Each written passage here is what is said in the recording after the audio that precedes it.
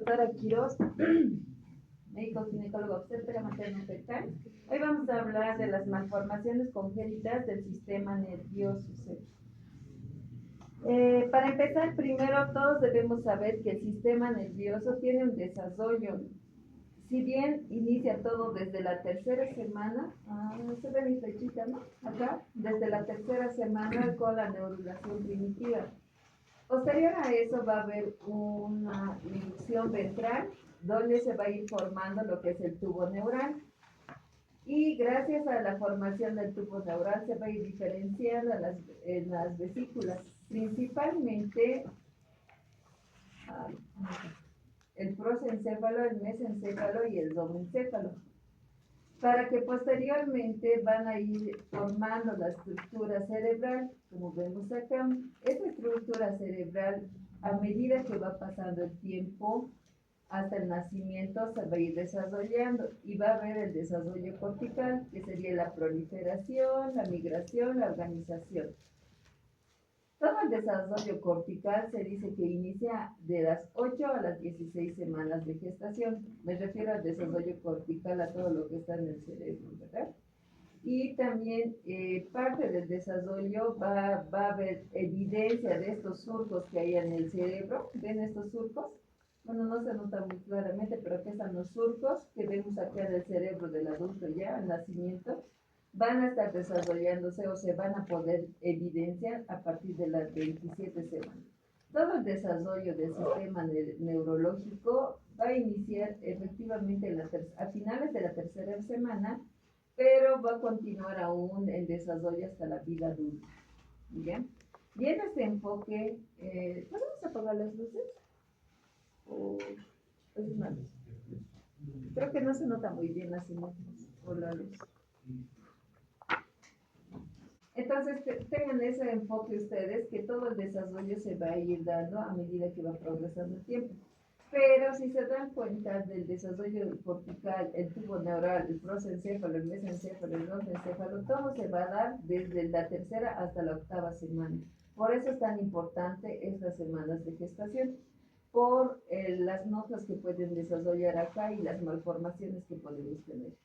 Si bien recordamos, a finales de la tercera semana, donde ya aquí va a estar la implantación, va a haber lo que son los 3 espacios. Acá vamos a ver primero el pedículo de fijación, el mesodermo extraembrionario, aquí vamos a ver mesodermo esplácnico y extraembrionario. Si nosotros vemos un corte tridimensional acá a este nivel, un corte transversal, si ven acá 2, vamos a ver lo que es la formación primitiva.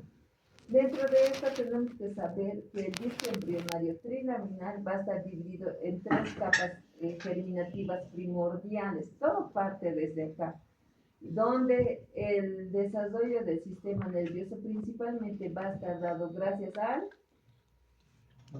endodermo, mesodermo, ectodermo. Ya han pasado los otros teóricos, ¿no? Ectodermo, niños, ¿ya? El ectodermo va a ser la capa germinativa que gracias a eso se va a ir desarrollando. Ahora, posterior a eso, nosotros vemos que a nivel de la notocorda vamos a ir teniendo un plano transversal, igual haciendo, vamos a hacer un corte a nivel de la placa neural. ¿Y qué es esto? Vean, neuroectodermo, que es la capa germinativa que va a ir desarrollando todo el sistema nervioso. Esta placa neural se va a ir desarrollando y se va a ir plegando. Esta de acá es la notocorda, ¿no? Proceso del cual la placa neural forma el tubo neural. Y el tubo neural, gracias a que va a estar desarrollado al ectodermo, por eso se llama neuroectodermo. Y todo esto es la neurulación. Como ya bien dije, va a haber las placas neurales a los costados y el surco neural que va a estar al medio. Estos dos se van a plegar, van a formar un tubo. Si ven ustedes, esto se va formando, vean acá, cada vez va a ir más tubular, cada vez se va a ir desarrollando más. Y lo principal que tienen que saber ustedes acá, que son los neuroporos. ¿Cuántos neuroporos existen? 2. Uno es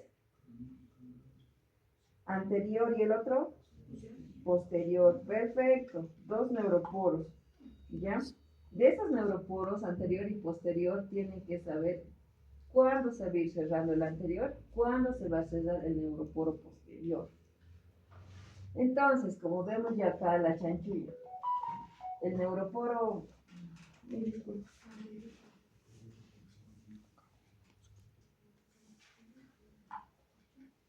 el neuroporo anterior, como dice acá, se va a cerrar el día 25. Ese día va a iniciar el cierre. El neuroporo posterior el día 28. Estos dos son primordiales que ustedes conozcan porque cuando va a haber una alteración en el cierre del neuroporo anterior o del neuroporo posterior va a haber defectos, ya que posteriormente los vamos a ir desarrollando. Sin embargo, tienen que tomar en cuenta que cada estructura, como vemos acá, el tubo neural es todo esto. Entonces va a haber defectos propios del tubo neural, va a haber defectos propios a nivel del cráneo, de la masa encefálica. Y también no olvidar que la neurulación se va a completar con el desarrollo de la neurohipófisis, la glándula pineal, la retina y el sistema nervioso central que vemos acá. Como ya bien a un inicio mencioné que como el desarrollo se va a dar de la tercera a la octava semana, acá va a haber varias estructuras o noxas que van a poder implicar en la malformación del sistema nervioso.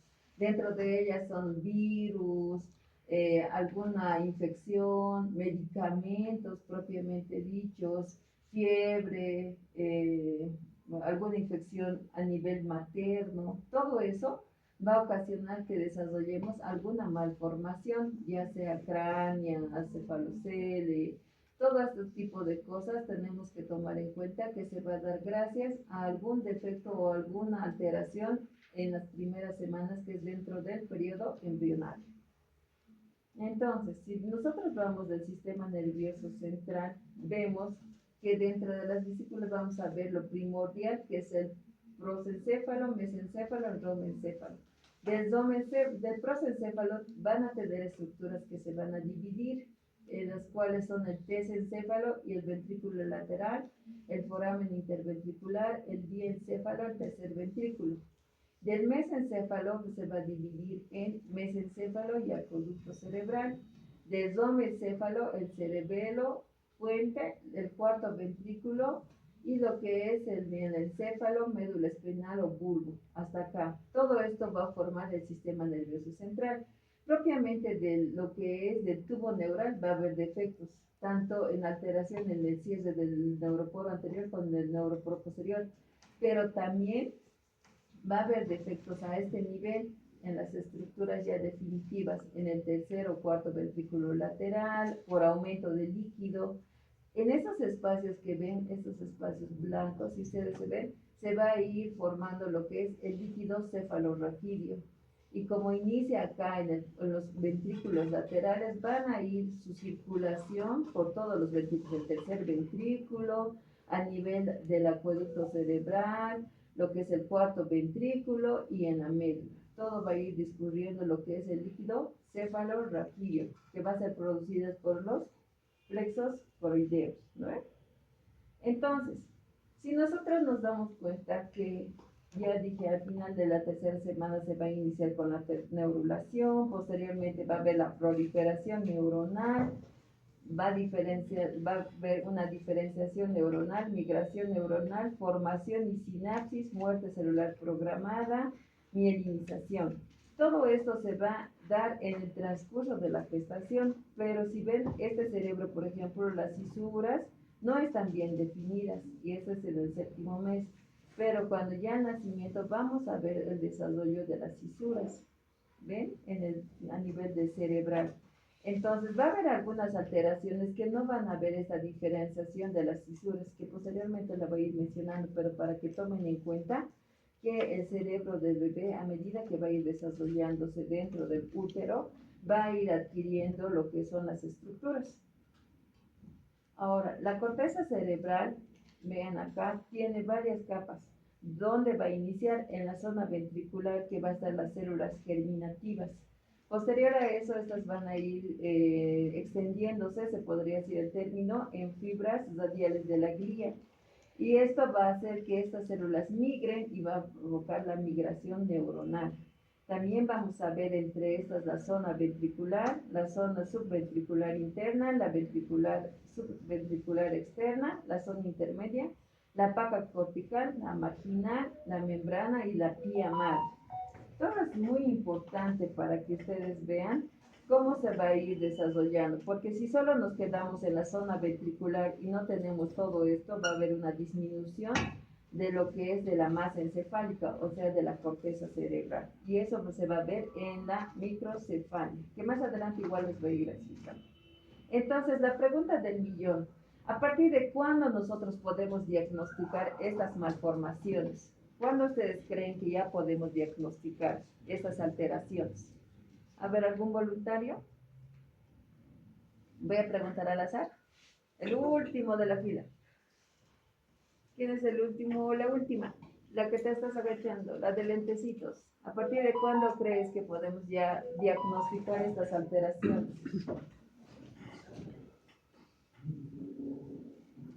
La siguiente es la última. No sabe. Ya, aquí adelante. Al medio. Los dos niños de ahí. Ustedes, sí. ¿No? Aquí adelante, el estimado. 13 semanas. Sí, también, bueno, está iniciando, pero todavía no se está alterando, ¿verdad? Pero ya puede haber alguna nox, algo que altere, pero ahí recién se está iniciando, ¿no? Todavía no se va a ir formando las estructuras. Entonces, nosotros ecográficamente ya a partir de las 11 a 14 semanas, cuando el embrión tenga bueno, en este caso ya el feto de 45 a 84 milímetros, ¿sí ven? La longitud cráneo-nalga, en este feto ya podemos diagnosticar las malformaciones que sean desde el sistema nervioso. Por ejemplo, si vemos acá en esta imagen, podemos ya ver la integridad de la calota craneana. Podemos ver si hay acrania, hay encefalia, encefalocelia.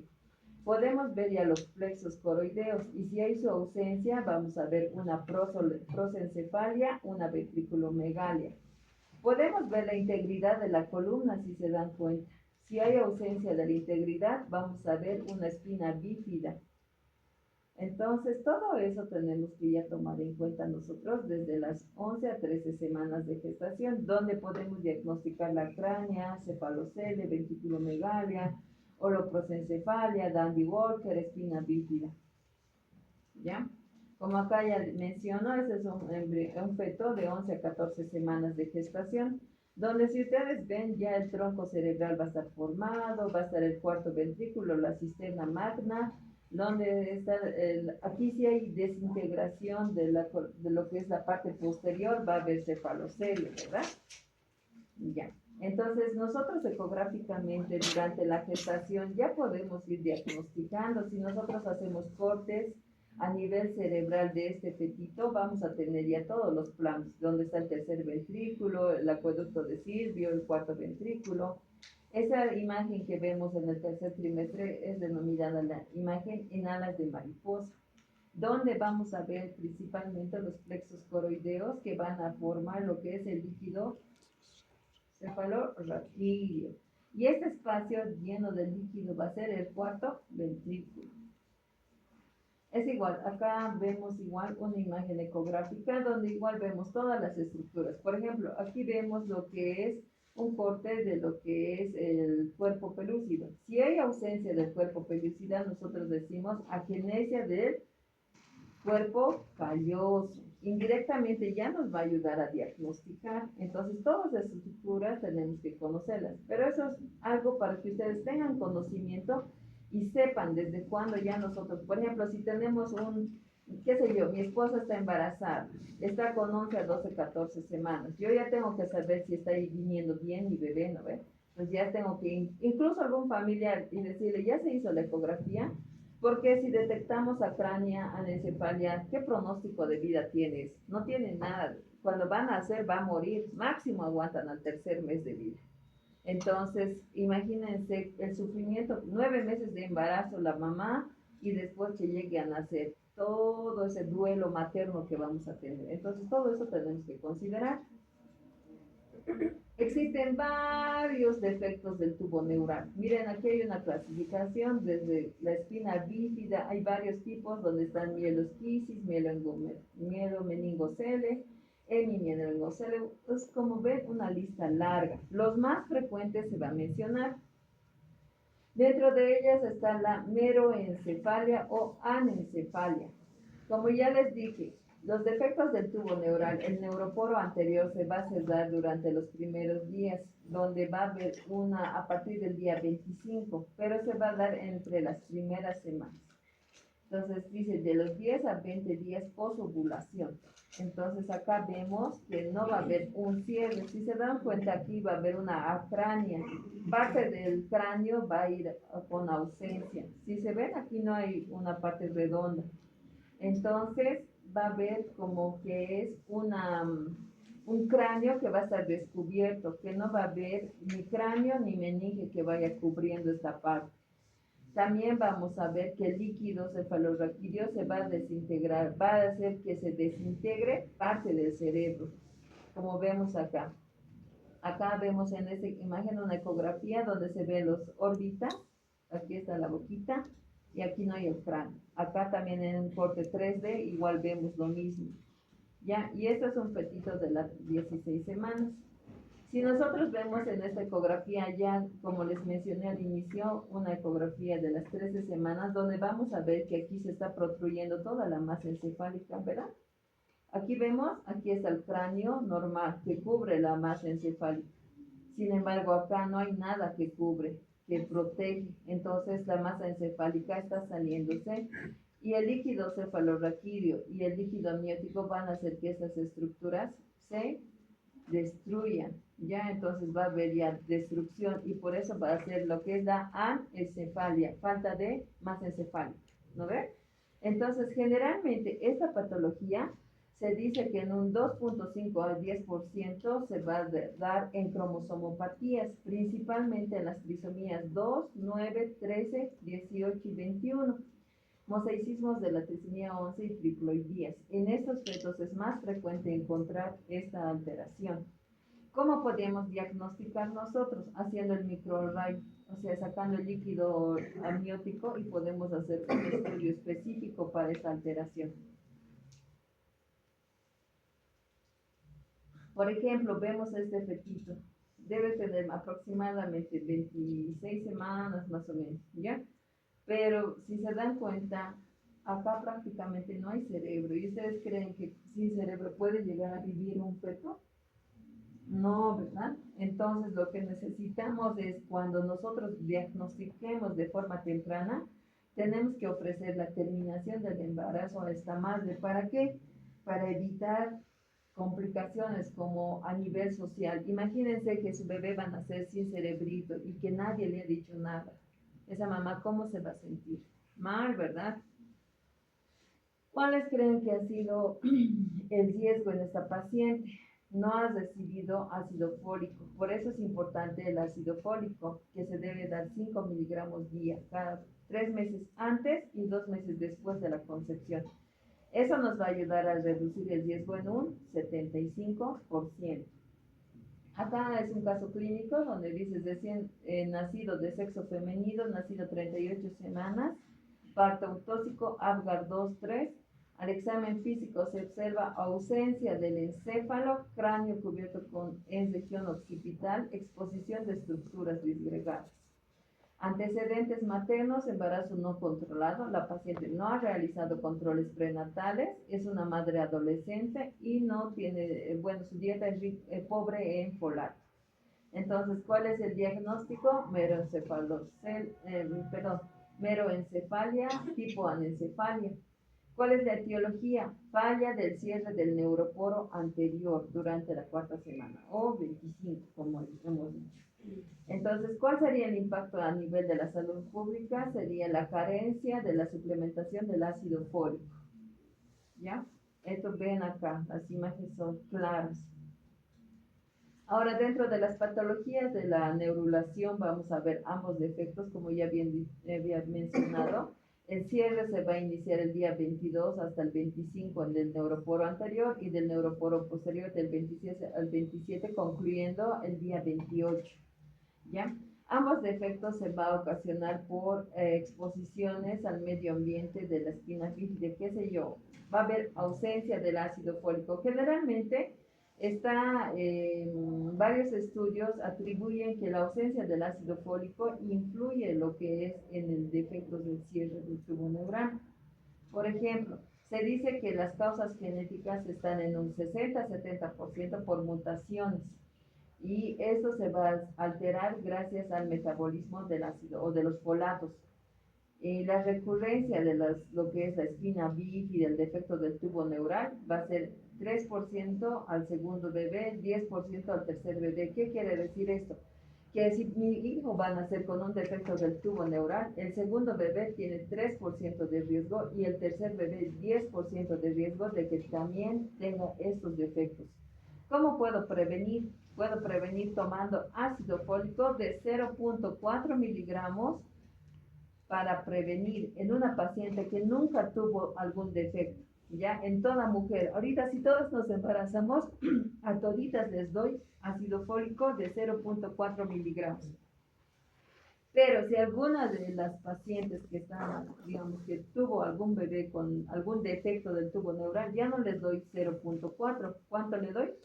5 miligramos. Eso puede ser pregunta de examen, así que atentos, ¿ya? 0.4 en aquella que hace profilaxis, o sea que a toda embarazada, ¿ya? Pero si ya tiene un defecto como antecedente, 5 miligramos. ¿Y en quiénes es importante dar también el ácido fólico? En aquellas pacientes que tienen antecedentes de malformaciones, diabetes, obesidad. Por eso está prohibido cuando una mujer está gestante ir al sauna, ¿ya? Porque esa hipertermia va a alterar al nivel de la formación. Por eso, si ustedes tienen familiares y quieren ir al sauna, ustedes dicen no. Durante el embarazo está prohibido, ¿ya? Exposición al ácido valproico, alcohol y otras sustancias.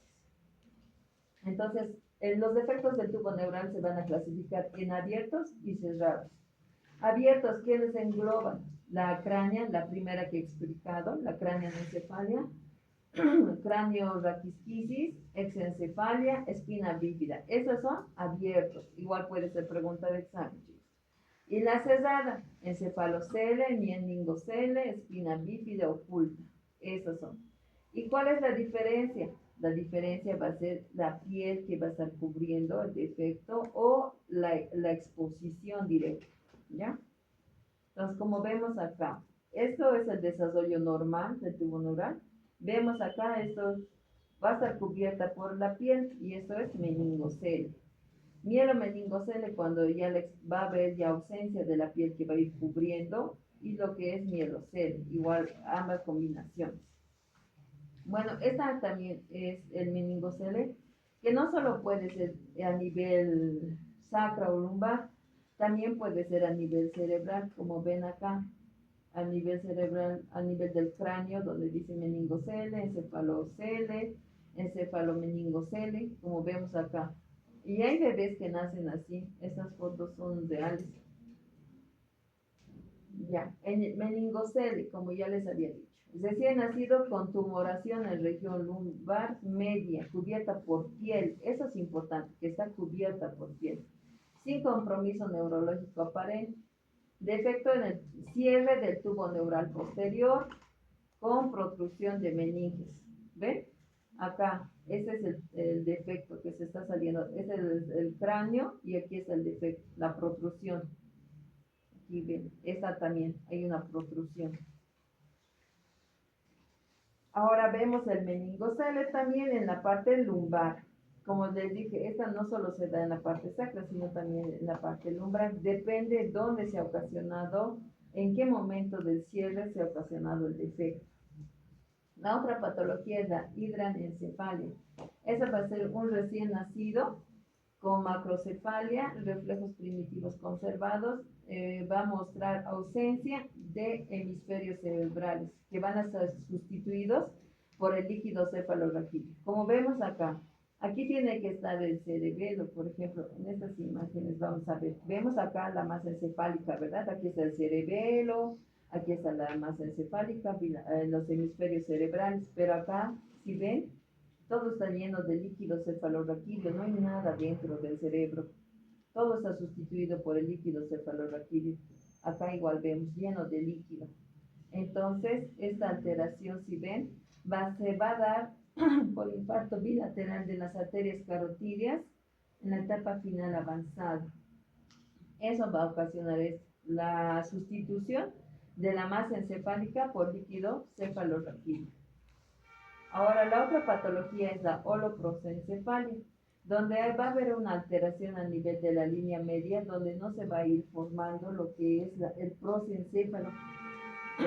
Y esto también es importante porque va a ser más de causa genética, alguna trisomía, y en mayor frecuencia es la trisomía 13.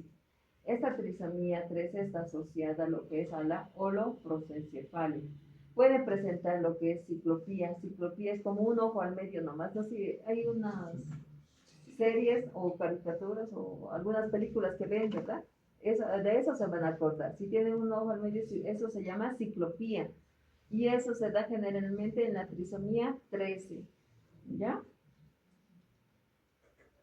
Ahora también vemos esta segmentación, como decían hace un momento, va a haber este fallo de la rotación. Si ven acá el saco dorsal y el ventrículo único se va a volver. Mientras aquí ven la formación va a estar normal y va a haber ausencia, ¿vean? Va a estar un saco suelto, por así decirlo, ¿ya? Todo esto va a ocasionar la holoprosencefalia. ¿Asociado a qué trisomía? 13. ¿No? La otra patología es la agenesia del cuerpo calloso. Toda estructura que vemos acá, pintadita, es el cuerpo calloso. Cuando hay ausencia del cuerpo calloso, vemos en que va a haber un defecto en la migración. Los axones en la línea media cumensolar no se van a venir. Si ustedes recuerdan la imagen, esa imagen de acá. Acá vemos el cábul del septum pellucido. En esta estructura, si nosotros vemos esta estructura, se dice que existe el cuerpo calloso. Cuando hay ausencia de esta estructura, quiere decir que hay ausencia del cuerpo calloso. ¿Por qué? Se dice que las estructuras que están a los costados de los hemisferios cerebrales van a ir migrando al medio. A medida que van a ir migrando al medio, va a formar el cuerpo calloso. Y si no va a haber esa migración, va a haber la agenesia del cuerpo calloso. ¿Ya? Acá también vemos la misma imagen, aquí hay ausencia del cuerpo calloso. Bueno, también acá quiero mostrar dónde es más frecuente la espina bífida. Si ustedes se ven, en toda parte de aquí del cuerpo, bueno, perdón, de la columna se puede desarrollar la espina bífida, pero en mayor frecuencia va a estar en la región lumbosacra, en un 42%. Pero también puede haber un defecto a nivel del tórax lumbar acá. Y a medida que va subiendo ¿cómo podría decir? El defecto, si se va a desarrollar a nivel superior, va a tener peor pronóstico porque va a haber mayores alteraciones. Ese niño no va a poder caminar, va a haber cuadriplegia, hemiplegia, dependiendo dónde se ha desarrollado la alteración.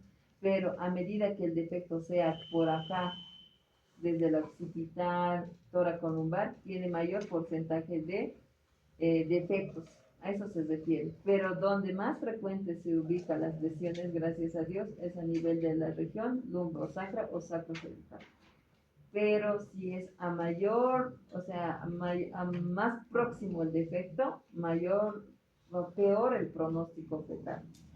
Se dice que a nivel posterior es donde más defectos se dan, pero también se puede dar en los cuerpos vertebrales anteriores, pero solo en 1% de la frecuencia.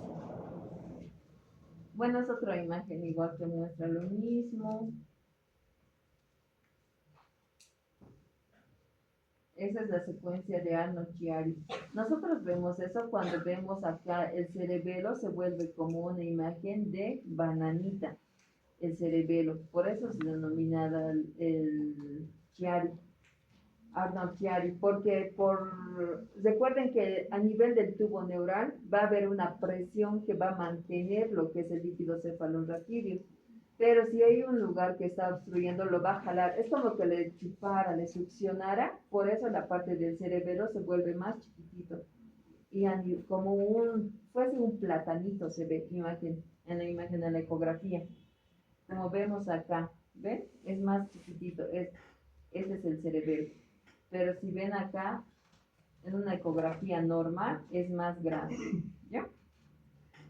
Bueno, esta es una cirugía fetal abierta. Aquí explica la técnica quirúrgica para que tengan conocimiento. Si se descubre a las 26 semanas o antes de esta, se puede hacer una cirugía abierta, inútero está. Se puede reparar el defecto y cerrar, introducir todo.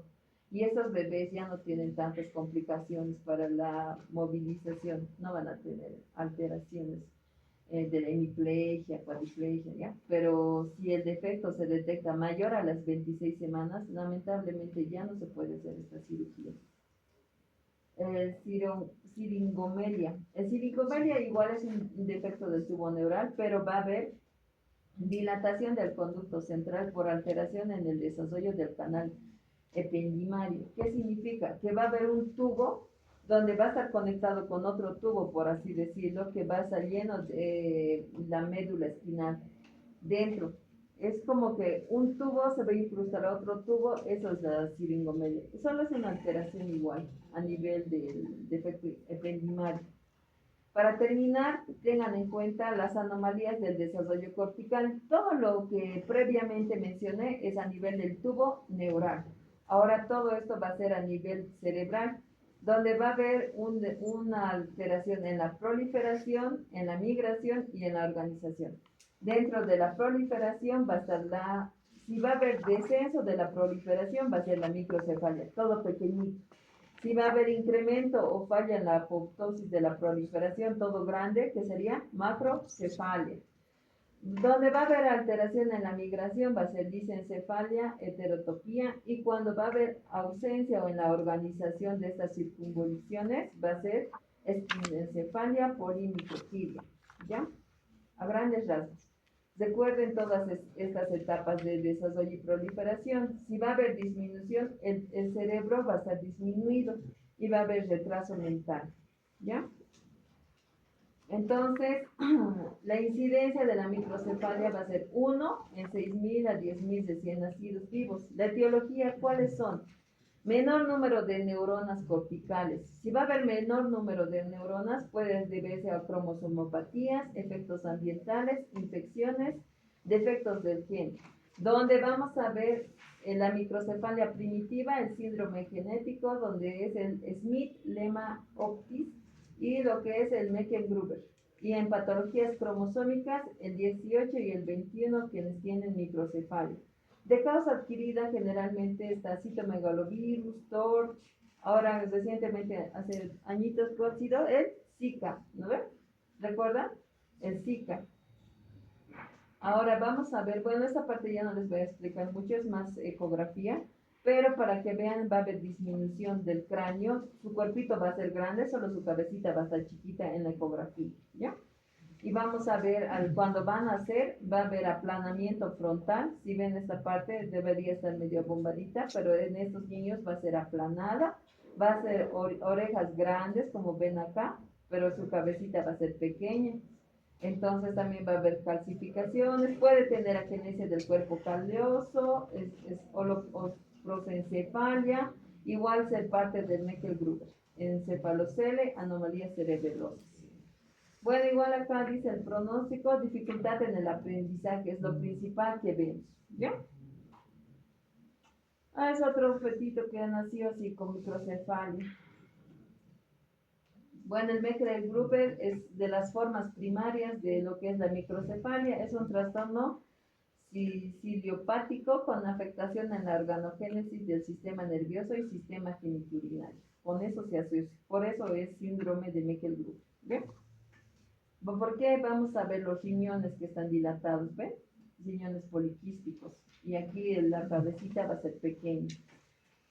El otro síndrome que también está dentro de las microcefalias va a ser el Smith-Lemmy-Optis. Igual va a haber un defecto en el tamaño de la cabecita, pero que también esta va a estar con alteración del colesterol, va a haber alteración en las vías de señalización del SHH en el desarrollo cerebral.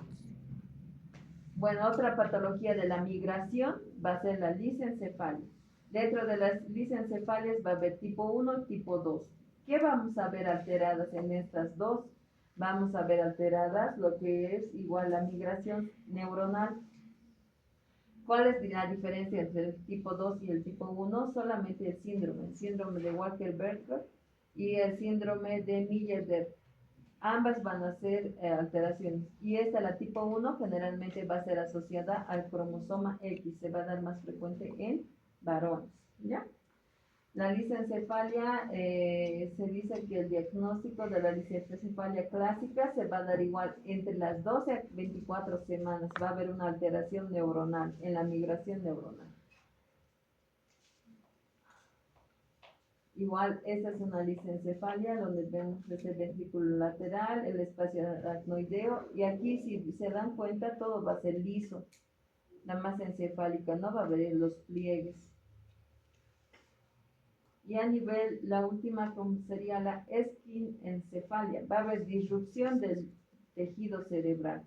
Si ven aquí el tejido cerebral, vemos los lóbulos cerebrales van a estar formados, pero aquí va a haber un espacio donde va a haber comunicación con el líquido cefalorraquídeo. Eso es de labio abierto.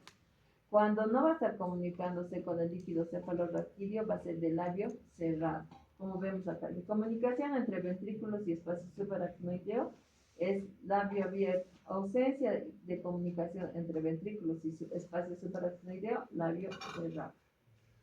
Igual acá vemos el defecto. ¿Cuáles son las causas? Generalmente va a ser una anomalía genética.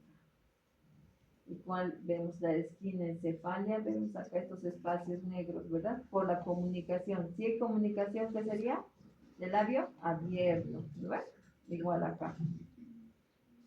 Bueno, para nosotros saber cuál es la causa de estas patologías a nivel cerebral, tenemos que realizar una ecografía morfológica, realizar el TORCH en el embarazo, en el primer y en el tercer trimestre. El TORCH para que parasitomegalovirus, toxoplasmosis, rubiola. Y ante cualquier defecto, realizar un cariotipo. Y posterior a eso, una resonancia magnética para confirmar el diagnóstico. Y esto se puede hacer en la vida intrauterina. Ya ni bien nazca el bebé, ya saber qué diagnóstico va a tener, cómo actuar en el momento y no estar correteando, ¿no? Muchas gracias, esa sería la teoría. Vamos.